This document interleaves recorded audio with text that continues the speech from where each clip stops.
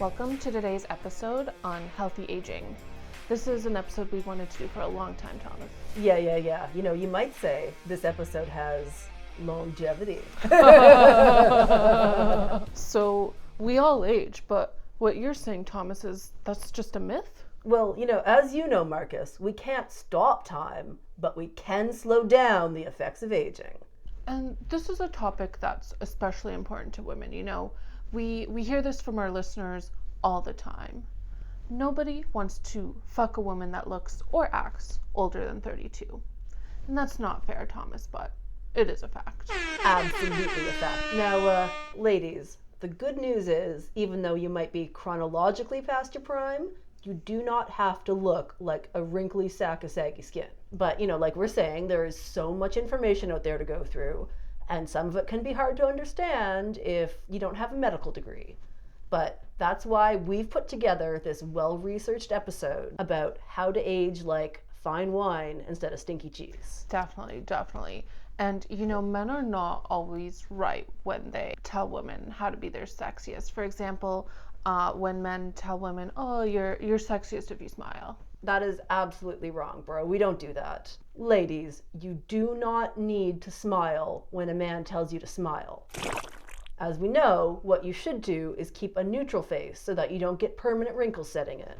Exactly. The best thing you can do for your skin, ladies, is to adopt a vacant, neutral look.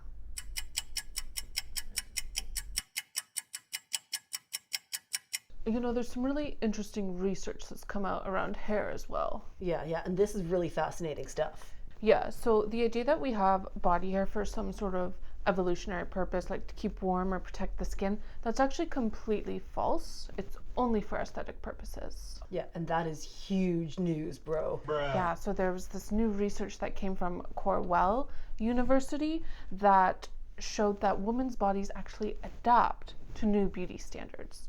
So when you remove hair from other parts of the body, that hair eventually learns to reroute back to the head. So if you remove hair down here, ladies, you'll get luscious locks up here. And for our listeners that don't have a visual, down here is anywhere below the eyebrows. Ladies, if you shave everything below the eye, soon enough, you will have a luscious head of hair that, you know, you can curl around his, you know. But before we wrap up today's episode, we do have one more tip for you. Now, as you know, when women hit menopause, a lot of times they start getting acne again due to all the hormonal changes. That's really tough, Thomas. You know, getting acne in your teens and 20s when you've still got a hot bod, that's one thing. But in your 40s and 50s, that's really tough. Yeah, exactly. And, you know, our friends at the Duchenne Dermatology Institute have been doing some really deep research, and they have found this natural, organic solution to hormonal acne. And of course, the good news is that for most ladies, it's not going to be hard to get. And again, it's pretty free. Well, I mean, they might have to work a little bit to get it. Yeah.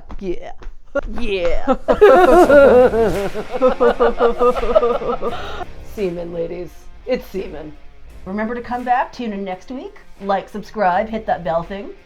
We've got a very special guest next week. Next week, we've got certified nutritionist, an actual woman, Anita Chillerson, to come on to talk to us about getting a bangin' bod. And she's a certified nutritionist. And woman, our first time talking to a woman. Yeah, but we're doing this for you, ladies, because we care.